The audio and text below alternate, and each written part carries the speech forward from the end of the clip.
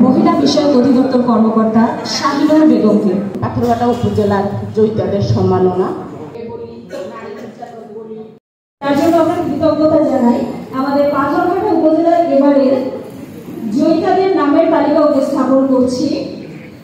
সফল জননী নারী মোসাম্মদ আমিনা, শিক্ষা ক্ষেত্রে সাফল্য অর্জনকারী নারী শার্লিন আক্তার, সমাজ উন্নয়নকারী নারী ইসরাত জাহান নিপা।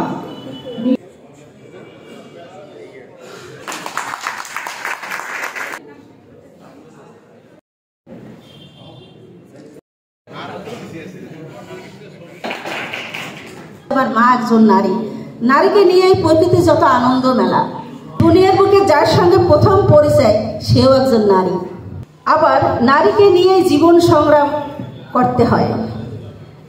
চেষ্টা করলেও ভুলতে পারবে না জগৎ নারীর দান, এটা সকল পুরুষেরই বোঝা উচিত। শোধ দিতে পারবে না নারীর ঋণ, অস্বীকার করতে পারবে না নারীর স্নেহ, নারীর ভালোবাসা, নারীর সেবা।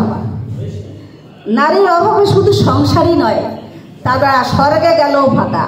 এটা তাদেরকে বুঝতে হবে দুনিয়ায় বসে, যে নারীরা থাকলে সেবারে কখনোই সুখ আসে না। এই পাথরঘাটা উপজেলায় ফার্স্ট নারী আমি, যে ভোটের মাধ্যমে কাউন্সিলর হয়েছি আমার 1, 2, 3 ওয়ার্ডে। ফার্স্ট নারী আমি যে পাথরঘাটা বাজার কমিটির সভাপতি হয়েছি। ফার্স্ট নারী আমি যে পাথরঘাটা কলেজে সদস্য হয়েছি।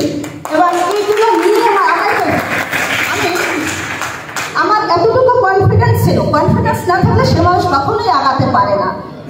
নিজের আত্মশক্তিতে বলিয়ান ব্যক্তি কখনো দরিদ্র হতে পারে না। তা আমার নিজের শক্তি দেবে 100%। শার্লিন আক্তারের কথা আমরা এবার তার সংগ্রামী জীবনের কথা শুনবো, গল্প শুনবো। আমি যদি আমার গল্পের কথা বলতে চাই তাহলে সবার আগে যার কথা বলতে হবে সে হচ্ছে আমার মা। খুব ভালো লাগতো যদি আজকে আমি আমার মাকে এখানে নিয়ে আসতে পারতাম। আমার সংগ্রাম শুরু করেছিলেন আমার মা, আমি করতে পারি না। কারণ আমার জন্মের 6 মাসে পরে আমি পুরো প্যারালাইজড হয়ে যাই এবং এটা আমার 5 বছর পর্যন্ত এই প্যারালাইসিস ছিল। যখন সমাজ আমার মাকে কলুষিত করেছিল নানা কথায়, যে আমি হয়তো পাপের ফল, আমাকে দিয়ে কিছুই হবে না, আমি আমার পরিবারের বোঝা হব, তখন আমার মা আমাকে দিয়ে স্বপ্ন দেখেছিলেন। তিনি আমার হাতে কলম ধরে দিয়েছিলেন। তিনি বলেছিলেন যে ডান হাতে সমস্যা, আমার এক সাইড প্যারালাইসিস ছিল, বাম হাতে তো সমস্যা নেই, বাম হাত দিয়ে আমার মেয়ে লিখবে। এভাবেই আমার স্কুল জীবন শুরু হয়েছিল। যখন আমার সহপাঠীরা রেগুলার স্কুলে যেত আমি সবসময় যেতে পারতাম না। আজকে এখানে আমার অনেক 2জন সহপাঠীও আছে, তারা আমার গল্প জানে।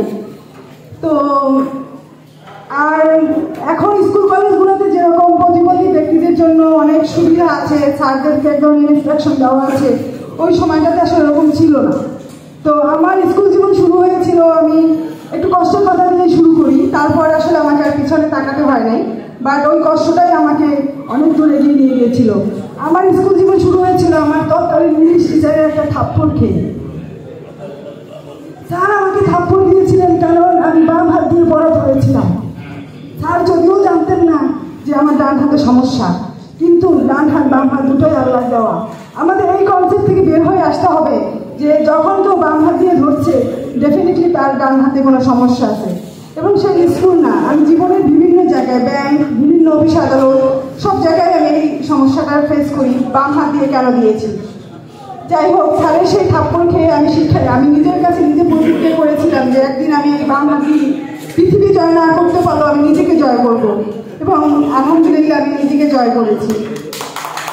আমার কাজের দ্বারা আমি আসলে প্রতিবন্ধী ব্যক্তিদের জীবন আলোকিত করার চেষ্টা করছি। সবাই আমার জন্য দোয়া করবেন যেন আমি আমার এই কাজের দ্বারা আরও বেশি আগায় যেতে পারি। আর আমার মায়ের জন্য দোয়া করবেন, কারণ আমার মা যদি সেদিন আমাকে নিয়ে স্বপ্ন না দেখতেন, আমার মা যদি সমাজের সেই কুসংস্কারে আবদ্ধ হয়ে আমাকে ঘরের মধ্যে বন্দি করে রাখতেন, তাহলে হয়তো আমার আজকে এখানে আসা হতো না। অনুরোধ জানাবো ইসরাত জাহান নিপাকে। কিন্তু আজকে এই প্রাপ্তির কারণ আমি একজন উদ্যোক্তা।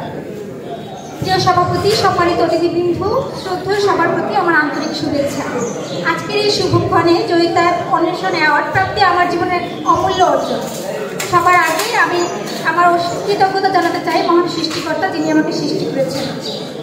ধন্যবাদ জানাতে চাই সম্মানিত কর্তৃপক্ষকে, যারা আমাকে এই সম্মানে ভূষিত করেছে। এটি শুধু একটি পুরস্কার নয়, এটি আমার প্রজ্ঞা, সংগ্রাম এবং স্বপ্নের বাস্তবায়নকে স্বীকৃতি দেওয়া।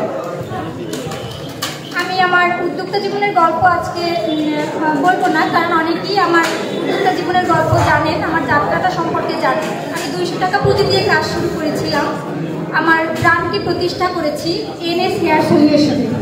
আমার ব্র্যান্ড NS হেয়ার সলিউশন, সবাই আমার ব্র্যান্ড সম্পর্কে জানেন। আমি 200 টাকা পুঁজি দিয়ে কাজ শুরু করে 6 মাসেই 50,000 টাকা পুঁজি করেছি। ব্যবসায় সবচেয়ে বড় বিনিয়োগ হচ্ছে সততা ও কমিটমেন্ট। আমি সেটাই শুরু থেকে ধরে রেখেছি। 200 টাকা পুঁজি নিয়ে কাজ শুরু করেছি তখন পণ্যের গুণগত মান যেমন ছিল এখনও ঠিক তেমনই রেখেছি। তাই তো ক্রেতাদের আস্থা অর্জন করেছি খুব অল্প সময়ে। চুলের যত্নে ভেষজ তেল, প্রোটিন প্যাক, এছাড়া ভেষজ শ্যাম্পু নিয়ে আমি কাজ করছি, যেগুলো আমি নিজেই তৈরি করি। নতুন সংযোজনে আছে হোমমেড সাবান, যেটাও আমি নিজেই তৈরি করি। এসব প্রসাধনী বাজারেও কিনতে পাওয়া যায়, কিন্তু আমার তৈরি প্রোডাক্টের বিশেষত্ব হচ্ছে এটা হোমমেড এবং প্রাকৃতিক উপাদানে তৈরি। কোনো রকম কেমিক্যাল না থাকায় এতে কোনো পার্শ্ব প্রতিক্রিয়া নেই। আমি বিশ্বাস করি যদি আমার নিজেদের উপর আস্থা রাখি তবে কোনো বাধাই আমাদের সামনে বাধা হয়ে দাঁড়াতে পারবে না। সকলকে ধন্যবাদ জানাতে চাই যারা আমার পথ চলার অংশীদার হয়েছেন, আমাকে বিশ্বাস করেছেন। আশা করি এই অর্জন কেবল আমাকে নয়, বরং আরও অনেক নারীকে অনুপ্রাণিত করবে। তারা নিজেদের স্বপ্ন পূরণের পথে সাহসিকতার সাথে এগিয়ে যাবে। যদি লক্ষ্য থাকে অটুট, ইনশাল্লাহ আবারও দেখা হবে, কথা বলার সুযোগ পাবো কোনো এক সফলতার মঞ্চে। ধন্যবাদ সবাইকে।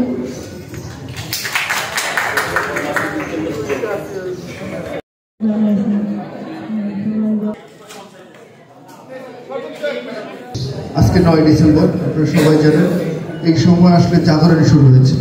এই 9 ডিসেম্বর একজনের জন্মের মাধ্যমে জাগরণী শুরু হয়েছে, তিনি আমাদের বেগম রোকেয়া।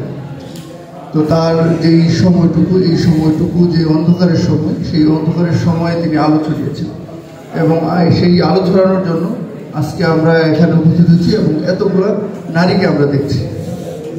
তো আমাদের সাবেক কমিশনার তার কথা শুরু ধরে আমি কথা শেষ করব যে তিনি বলেছেন যে আমাদের আসলে যখন জন্ম হয় তখন পরিচয় হয়ে হলো একজন মায়ের সাথে। আর তার সাথে আরেকটু যোগ করে আমি শেষ করব, পুরুষ যারা আছেন তাদেরও যদি স্ত্রী বেঁচে থাকে, মা বেঁচে থাকে, তাহলে মনে হয় তার শেষ সময়টুকু কাটে হলো তার স্ত্রী, তার মা, তাদের সাথে। তো জন্ম মৃত্যু সকলেই তারা পাশে থাকেন এবং কাছে থাকেন। আমরা তাদেরকে হৃদয় দিয়ে উপলব্ধি করি এবং সামনের দিনগুলোতে আমরা একসাথে চলতে চাই, যেন হলো আমাদের উন্নয়ন আমরা সমান তালে এগিয়ে নিতে পারি। এবং সকলের সহযোগিতার জন্য আপনাদের কাছে আন্তরিক কৃতজ্ঞতা প্রকাশ করছি। একই সাথে মধ্যে যারা উপবিষ্ট আছে এবং অন্যান্য শিক্ষার্থী যারা উপস্থিত আছে সকলের প্রতি আবারও কৃতজ্ঞতা প্রকাশ করছি। আর আজকের প্রোগ্রামের এখানে সমাপ্তি ঘোষণা করছি।